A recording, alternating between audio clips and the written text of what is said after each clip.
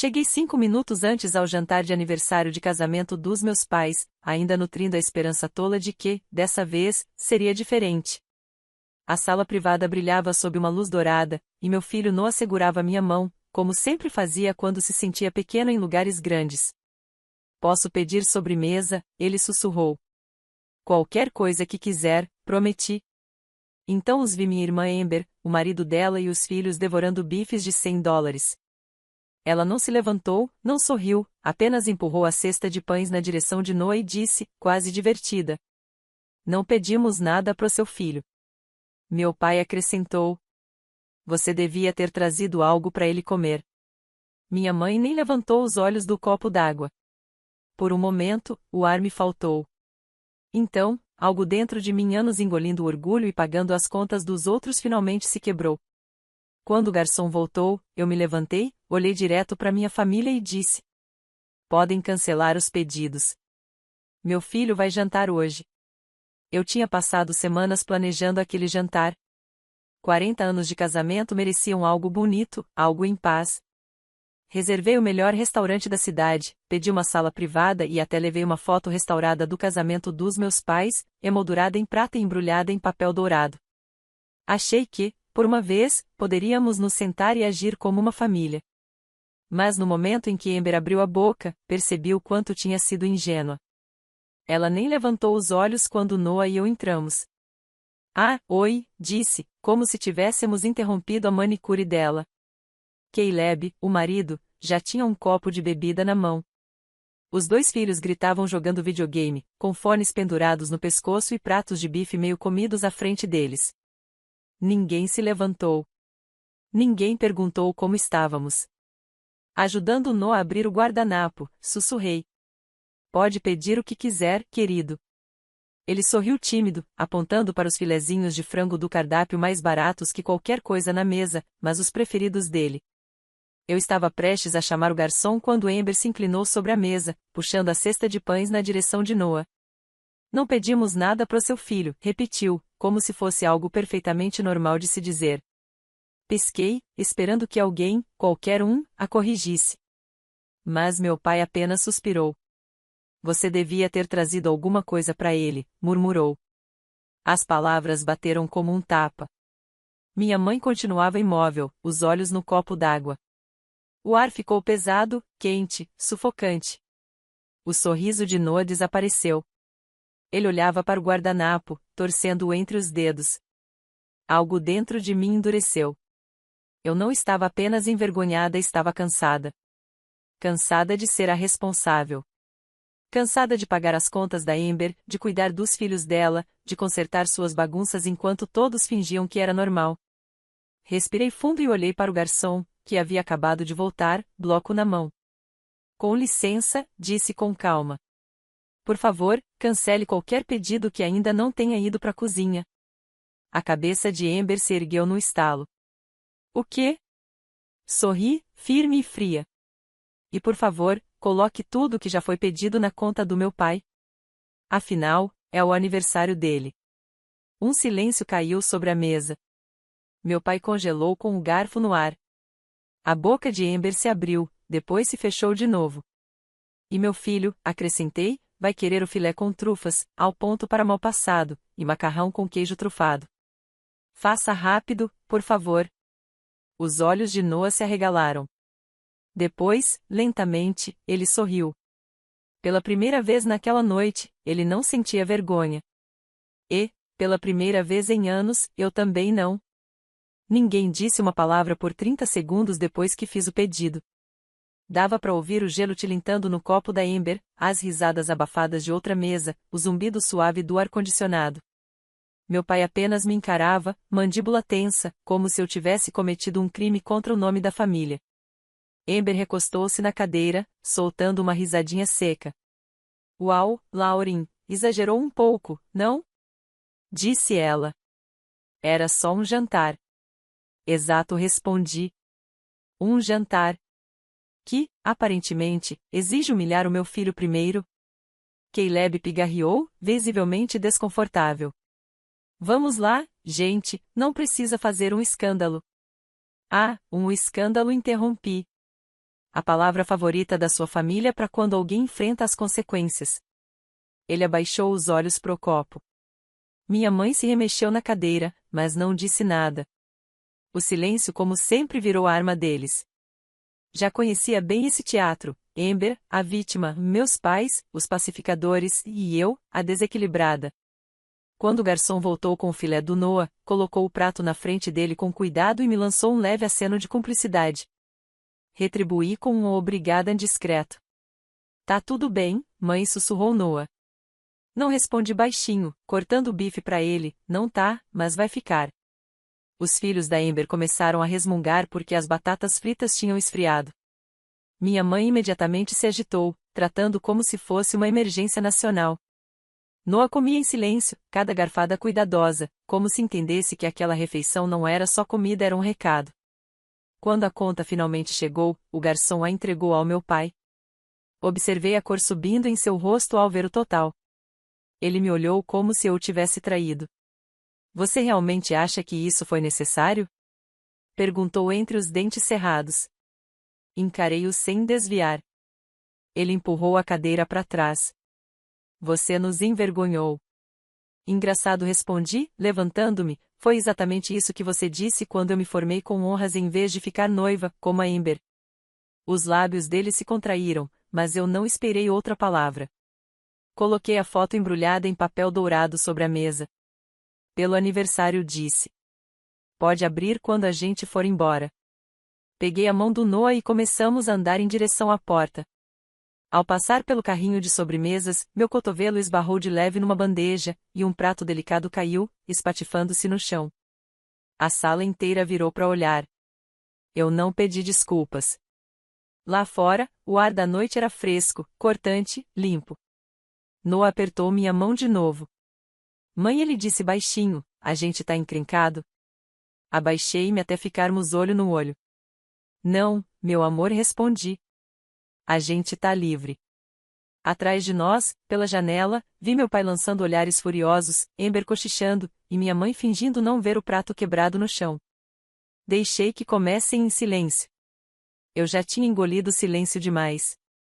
Na manhã seguinte, meu celular não parava de vibrar mensagens, ligações, recados de voz. Amber, o que diabos há de errado com você? Pai, você vai pagar por aquele jantar. Lauren, você nos humilhou. Mãe, você envergonhou seu pai no aniversário dele. Não respondi a nenhuma mensagem. Preparei meu café, ajudei Noah a se arrumar para a escola e deixei a tempestade gritar no vazio. À noite, achei que tivesse passado. Estava errada. Exatamente às 18h42, ouvi uma porta de carro bater na garagem. Depois outra. Pela janela, vi meus pais, Amber e um envelope na mão do meu pai. Ele o segurava como se fosse uma prova num tribunal. Noah espiou por trás da cortina. Eles chegaram, sussurrou. Eu sei, respondi baixinho, pousando a caneca. Vai pro seu quarto, meu amor. A campainha não tocou. Eles simplesmente entraram, como se a casa ainda fosse deles. Lauren, começou minha mãe, com aquela voz calma e teatral, precisamos conversar. Amber cruzou os braços. Você envergonhou toda a família ontem à noite. Transformou um simples jantar num circo. Recostei-me no balcão, também de braços cruzados. Você quer dizer o jantar em que se recusou a alimentar meu filho? Meu pai jogou o envelope pardo sobre a bancada com um estalo seco. Aí está a conta da sala privativa. $1.000. Já que você decidiu cancelar tudo, vai pagar a sua parte. Olhei para o envelope, depois para ele. Vocês vieram até aqui por $1.000. Amber bufou. Você é inacreditável. Foi então que peguei o telefone e liguei para o tio Mark. Eles estão aqui, disse apenas. Chegamos em 10 minutos, ele respondeu. O ambiente ficou tenso, imóvel. Amber franziu a testa. Chamou reforços. Deus, você sempre precisa de plateia. Eu só gosto de ter testemunhas, retruquei. 9 minutos depois, Mark e tia Diane entraram sem bater. O sorriso falso da minha mãe vacilou. A cor do rosto do meu pai desapareceu. Mark ficou ao meu lado calado, mas firme. Diane olhou a sala como quem recolhe provas. Vamos ser diretos, eu disse. Acabou. Não vou mais sustentar a Amber. O aluguel que venho pagando há 1 ano? Acabou. As babás de última hora? Acabou. As desculpas? Acabou. Amber ergueu a voz. Com licença. Você se ofereceu. Você quis ajudar. O tom de Diane cortou o ar como uma lâmina. Não, Amber. Você quis ajuda. E a Lauren deu. Todas as vezes em que você ligou chorando por causa de contas, do Doug, ou da vida ser injusta. Quando foi a última vez que você ajudou ela? Amber travou a mandíbula. Nenhuma resposta. Meu pai bateu a palma na bancada. Chega! Isso é entre irmãs. Diane nem piscou. Então comece a agir como uma. Silêncio. Abri o envelope, tirei a fatura e olhei o número, 1000 exatos. Peguei minha bolsa, tirei a carteira e coloquei 5 notas de 100 sobre o balcão. Aqui, disse calmamente. Não por obrigação, mas por pura ironia. Então você nem paga tudo? Engasgou Amber. Ridícula. Não respondi, com a voz baixa, firme. Livre. O rosto do meu pai ficou vermelho de raiva. Nós te criamos melhor do que isso. Olhei para ele, serena. E eu esperava que vocês fossem melhores do que isso também. Caminhei até a porta e a abri completamente. Não, disse eu, com a voz calma e firme. Você me criou para servir, para ficar em silêncio, para fazer as pazes às minhas próprias custas. Estou desaprendendo isso agora. Por um instante, ninguém se moveu. Então Mark veio e se posicionou ao meu lado. Foi o suficiente. Eles saíram, furiosos, murmurando, batendo a porta atrás de si. Tranquei. E fiquei ali, parada, olhando para o espaço vazio onde o envelope estivera. Não era alívio. Não era alegria. Era silêncio. Limpo, cortante, definitivo. O sossego depois daquela confrontação durou apenas 3 dias. Depois veio a guerra digital. Começou com uma postagem no Facebook. Amber publicou uma foto sorridente com meus pais, com a legenda: família é tudo, mesmo quando algumas pessoas esquecem o que isso significa. Os comentários se encheram rápido. Corações, orações, primos comentando é verdade, Ian, você merece paz, garota. Nenhum nome, claro. Mas todos sabiam quem eram algumas pessoas. Não respondi. Não me defendi. Apenas rolei a tela, tirei prints e fechei o aplicativo. O silêncio tinha funcionado melhor do que qualquer discussão naquela noite. E funcionaria de novo, ou pelo menos eu pensei que sim. 2 dias depois, meu telefone tocou enquanto eu fazia panquecas para Noah. Número desconhecido. Quase ignorei. Senhora Reis? Perguntou uma voz feminina. Aqui é da escola Willow Creek. Meu estômago se contraiu. O Noah está bem? Perguntei rápido. Está sim, respondeu ela depressa. Mas recebemos um relatório anônimo expressando preocupação com o bem-estar emocional dele. Por um segundo, não entendi. O quê? Um relatório, senhora. Alguém afirmou que ele anda retraído, talvez negligenciado. Somos obrigados a verificar. Larguei a espátula, o coração acelerado. Retraído? Olhei para Noah, sentado à mesa, afogando as panquecas em xarope e sorrindo. Sim, senhora, continuou a voz. A orientadora conversou com ele hoje. Parece perfeitamente bem educado, gentil, nenhum sinal de problema, mas precisamos registrar o caso. E então veio o estalo de reconhecimento. Frio, preciso, anônimo. Família é tudo. Respirei fundo. Obrigada por me avisar. Quando desliguei, minhas mãos tremiam não de medo, mas de raiva. Naquela noite, sentei à janela depois que Noah dormiu, observando o reflexo da tela do celular no vidro. A ligação ecoava na minha cabeça como estática. Retraído. Negligenciado. Agora, essas palavras viveriam em algum arquivo sobre o meu filho, tudo porque alguém quis me punir por ter colocado um limite. Na manhã seguinte, mais uma batida na porta. 2 mulheres de roupa simples estavam ali, crachás pendurados. Senhora Reis, Serviço de Proteção à Criança. E o mundo pareceu encolher ao redor das vozes delas. Afastei-me e disse apenas: entrem. E elas entraram educadas, profissionais, precisas.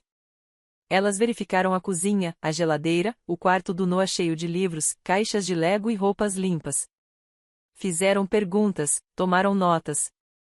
Quem fez a denúncia? Perguntei. Foi anônima, respondeu uma delas, com cuidado. Acontece. Quando saíram, uma delas hesitou na varanda. Senhora Reis disse em voz baixa, vemos casos assim o tempo todo. A senhora parece ser uma boa mãe. Agradeci. Fechei a porta. Depois deslizei até o chão, encostada nela. A humilhação queimava, mas por baixo havia algo mais frio, estratégia. Eles queriam me assustar. Queriam que eu duvidasse de mim mesma, que voltasse à velha armadilha da culpa da qual eu tinha escapado. Mas dessa vez, eu não estava reagindo com emoção, estava documentando.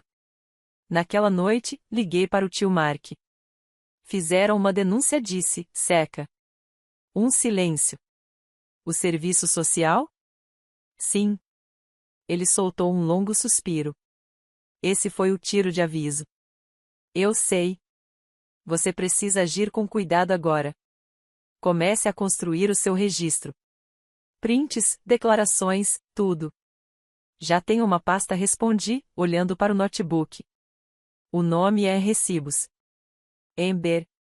Ele soltou um assobio baixo. Bom. Continue. Depois da ligação, abri meus arquivos, mensagens de texto, capturas do Vemo, fotos do restaurante, a foto restaurada do casamento dos meus pais ainda no balcão. Renomeei a pasta, Provas da Guerra Familiar. Fiquei olhando o nome por um bom tempo. Em algum ponto entre a cesta de pães e a visita do serviço social, eu deixei de ser a pacificadora. Agora, era eu quem estava marcando os pontos.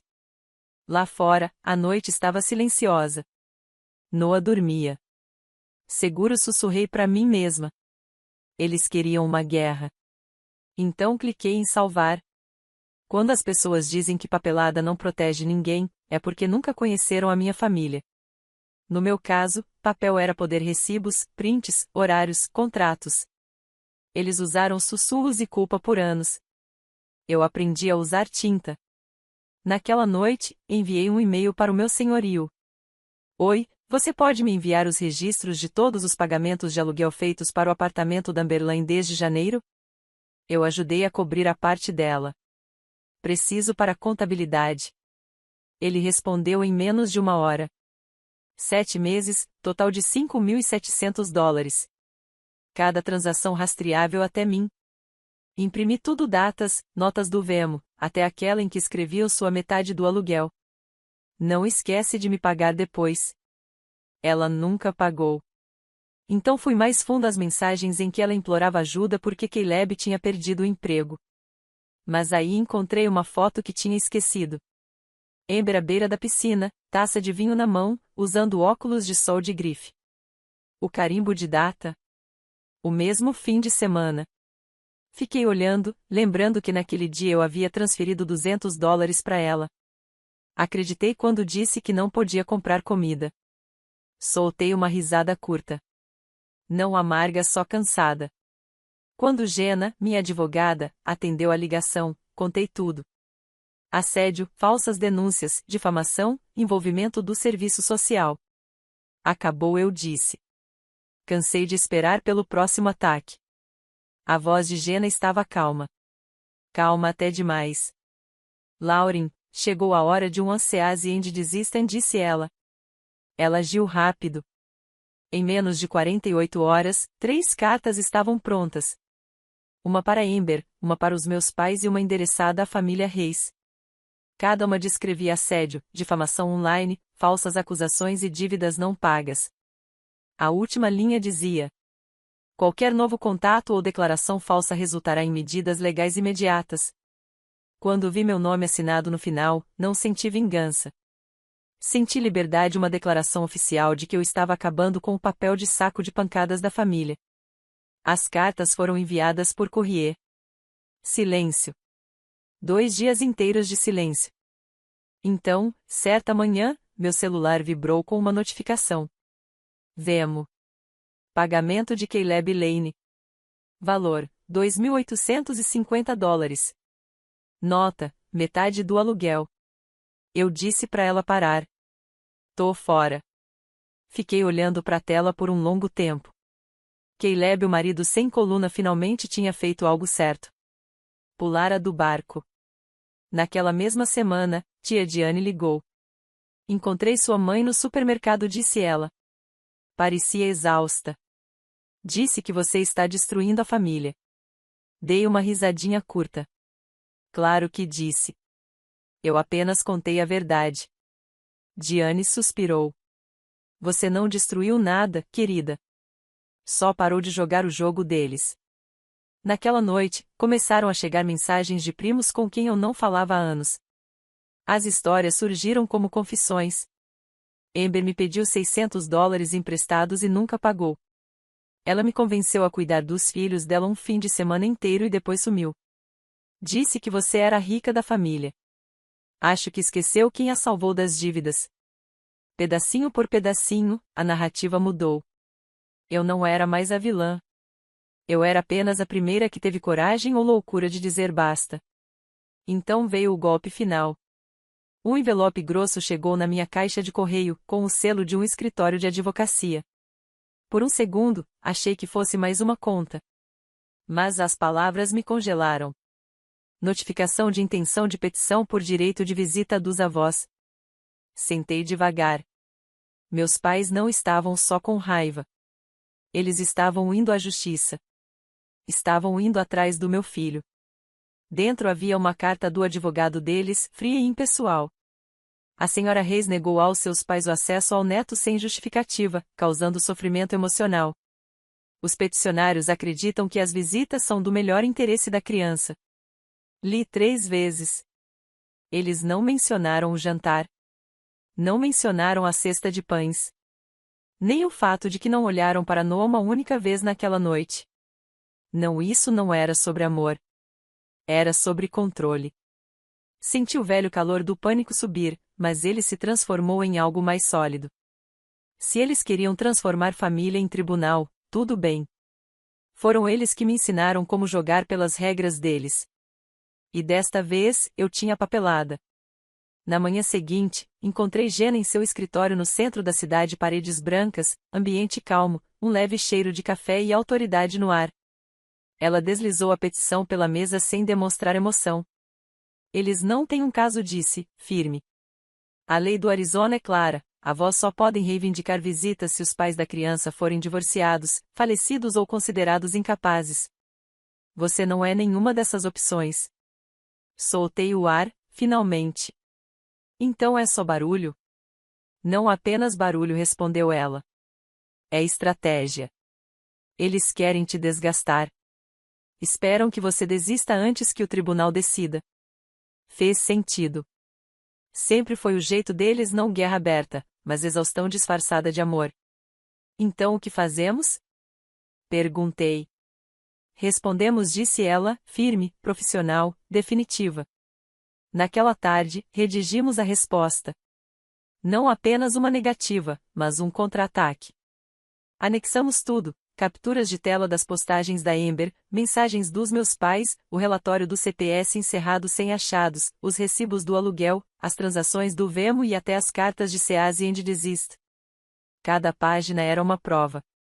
Cada parágrafo, um prego no caixão da narrativa deles. Quando Jenna terminou de compilar o documento, me entregou uma cópia final. Assine aqui, disse ela. Minha mão não tremeu ao escrever meu nome. Mais tarde, naquela noite, sentei à mesa da cozinha depois que Noah dormiu, olhando para a pasta intitulada Reis versus Reis. Parecia absurdo o nome da minha família contra si mesma. O símbolo perfeito do que nos tornamos. No dia seguinte, fui à escola de Noah e falei com a diretora. Entreguei-lhe um novo documento, uma lista de acesso restrito.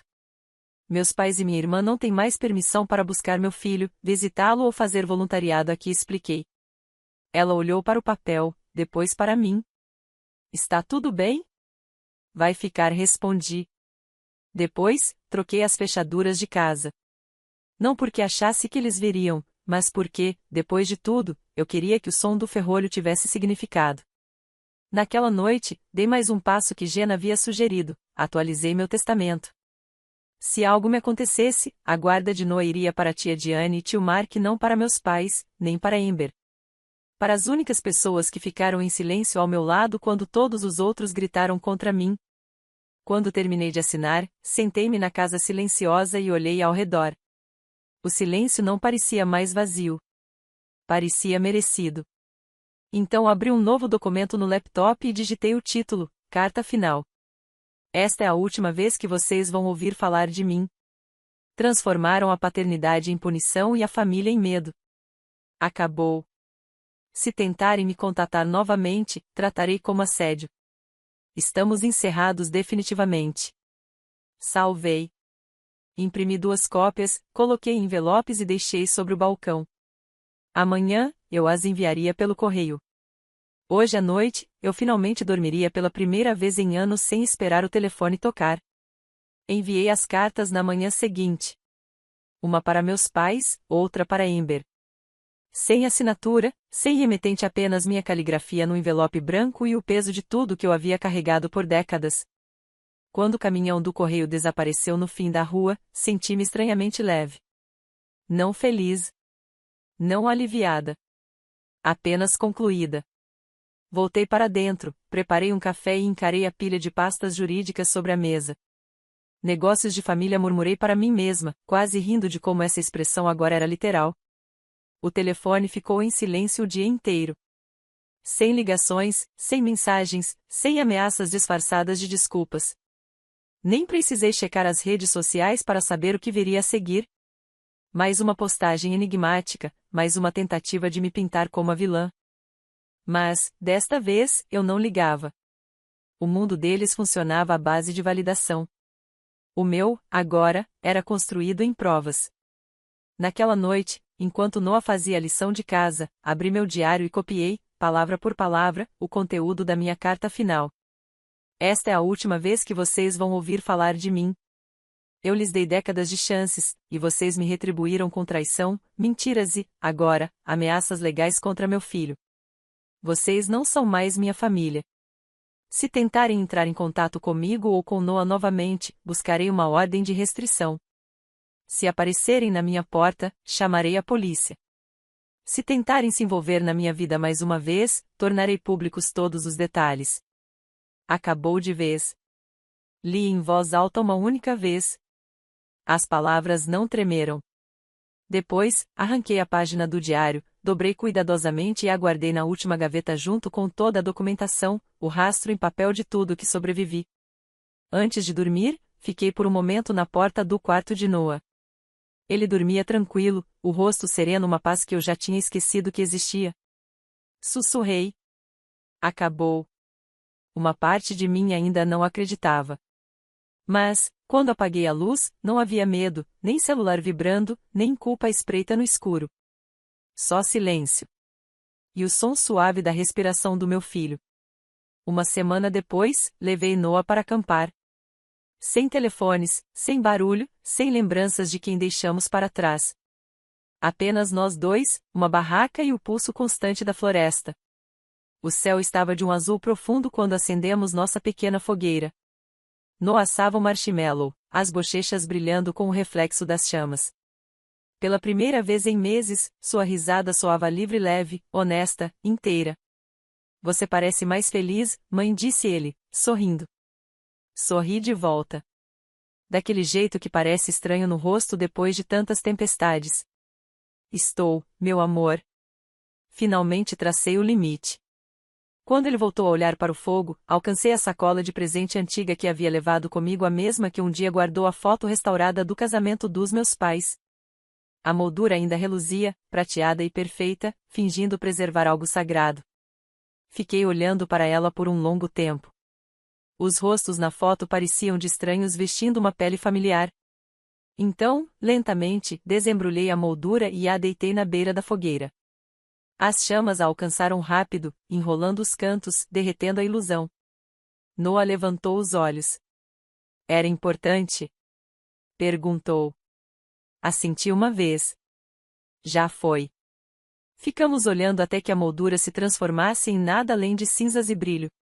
A floresta ficou em silêncio, exceto pelo estalar do fogo e o suave farfalhar das árvores. Pela primeira vez, o silêncio não parecia castigo, parecia paz. Deitei-me sobre o chão frio, observando as estrelas surgirem, uma a uma. Meu passado havia sido barulhento, cheio de portas batendo, insultos sussurrados e dívidas nunca ditas. Mas o presente vibrava em quietude. Virei-me para Noah. Sabe de uma coisa, campeão? Perguntei. Ele olhou para mim, o palito de marshmallow na mão. O quê? Família não é quem te cria, disse baixinho. É quem te deixa crescer. Ele sorriu, os olhos refletindo o brilho do fogo. E, sob aquele céu amplo e generoso, eu finalmente acreditei.